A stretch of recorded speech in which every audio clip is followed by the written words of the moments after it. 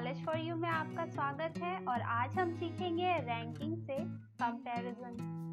इसमें कुछ महत्वपूर्ण बातें हैं जिन्हें जानना आपके लिए जरूरी है। हम इसमें greater than, less than and equal to का यूज करेंगे।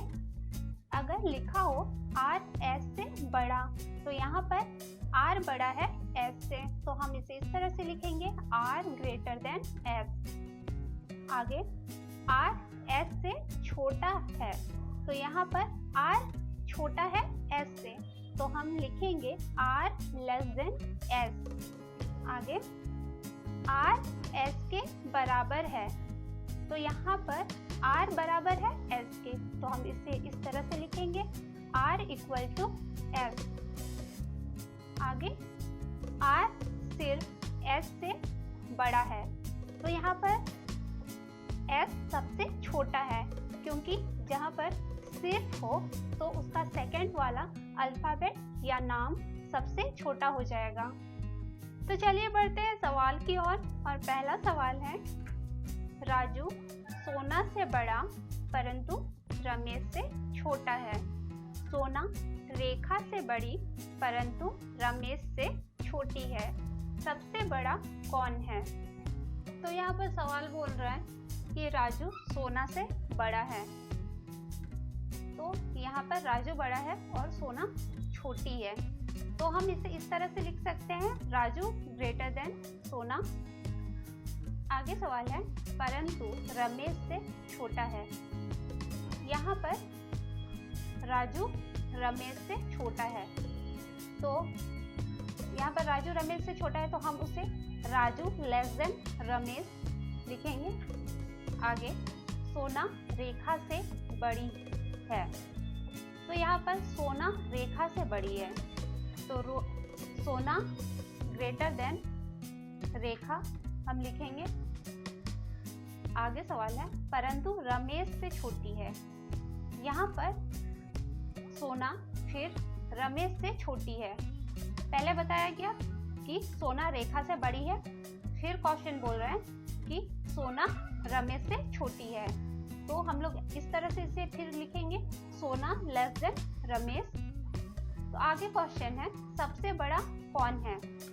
तो हम इस पूरे को एक लाइन में अरेंज करेंगे। तो सबसे पहले हम यहाँ पर देखते हैं राजू सोना से बड़ा है, यानी राजू ग्रेटर देन सोना है, तो हम राजू को ही लिख लेते हैं, ग्रेटर देन सोना लिख लेंगे। आगे देखते हैं कि सोना से छोटी है रेखा, तो यहाँ पर हम लिख देंगे सोना ग्रेटर देन रेखा। और आगे हम देखते हैं सेकंड लाइन पे यहाँ पे कि राजू लेस देन रमेश है, या फिर इसको इस तरह से भी लिख सकते हैं रमेश ग्रेटर देन राजू। तो यहाँ पर राजू से बड़ा है रमेश, तो हम इसे भी लिख लेते हैं। तो यहाँ पर क्वेश्चन बोल रहा है सबसे बड़ा कौन है? तो यहाँ पर हम देखते हैं कि सबसे बड़ा हमारा रमेश आ गया, तो हमारा सीधा सा जवाब है कि बी रमेश। तो हमारा अगला सवाल है, रवि की आयु रोशन की आयु के बराबर है क्योंकि यह जुड़वा है। रेशमा रोशन से छोटी है। रेशमा कमला से छोटी है लेकिन चीकू से बड़ी है। रोशन कमला से छोटा है। यह बताइए कि इनमें सबसे बड़ा कौन है? तो यहाँ पर सवाल कर रहा है रवि की आयु रोशन की आयु के बराबर है क्योंकि यह जुड़वा है।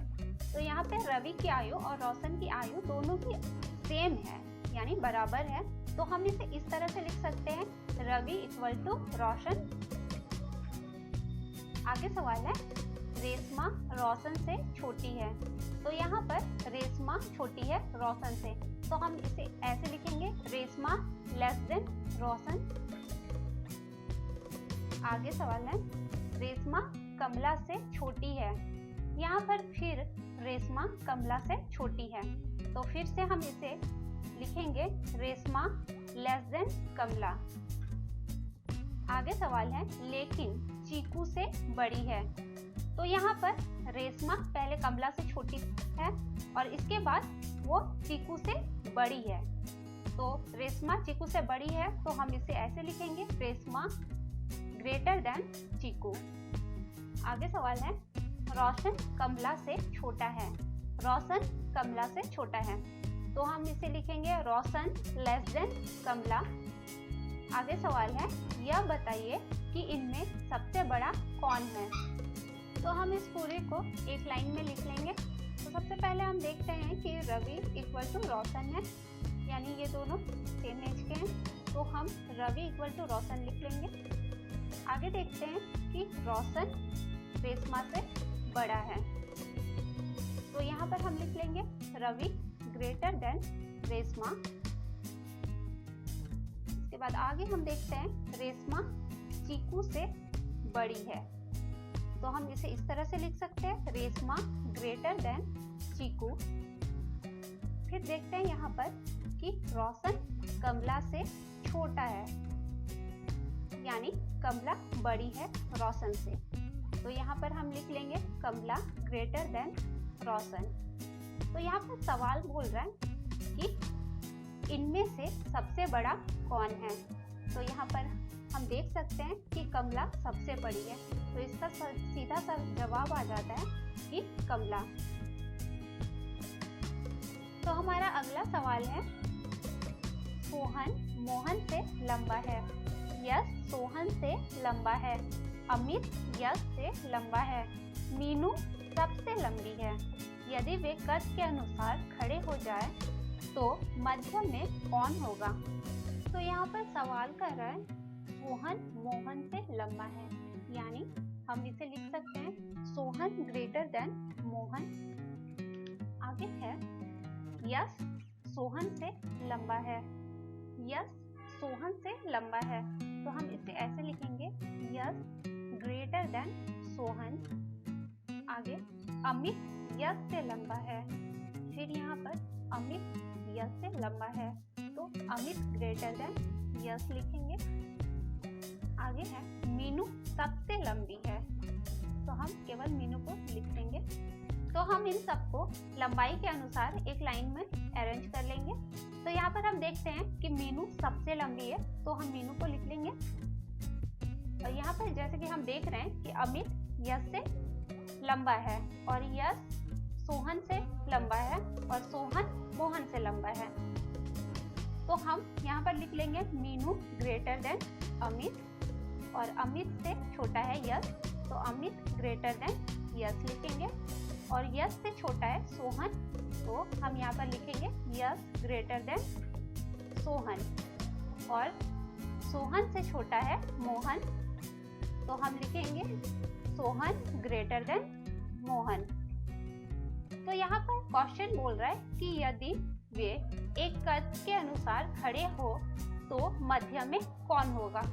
तो यहाँ पर हम देखते हैं कि बीच में कौन है। मीनू, अमित, यश, सोहन और मोहन। यहाँ पर 2 हो गए और यहाँ पर 2 हो गया तो बीच में है यश। तो इसका सीधा सा जवाब हो जाता है ए यश। तो अगला सवाल है एम, आर, पी और क्यू में से प्रत्येक की ऊंचाई अलग अलग है। पी सिर्फ आर से लंबा है, क्यू एम से छोटा है और क्यू पी से लंबा है। इन सभी में से सबसे लंबा कौन है। तो सवाल कर रहा है एम, आर, पी और क्यू में से प्रत्येक की ऊंचाई अलग अलग है। आगे है पी सिर्फ आर से लंबा है तो यहाँ पर आर सबसे छोटा होगा क्योंकि जहाँ पर सिर्फ का उपयोग हो तो सेकेंड वाला नाम या अल्फाबेट सबसे छोटा होगा। तो यहाँ पर हम देखते हैं कि पी आर से लंबा है तो हम इसे इस तरह से लिख सकते हैं पी ग्रेटर देन आर।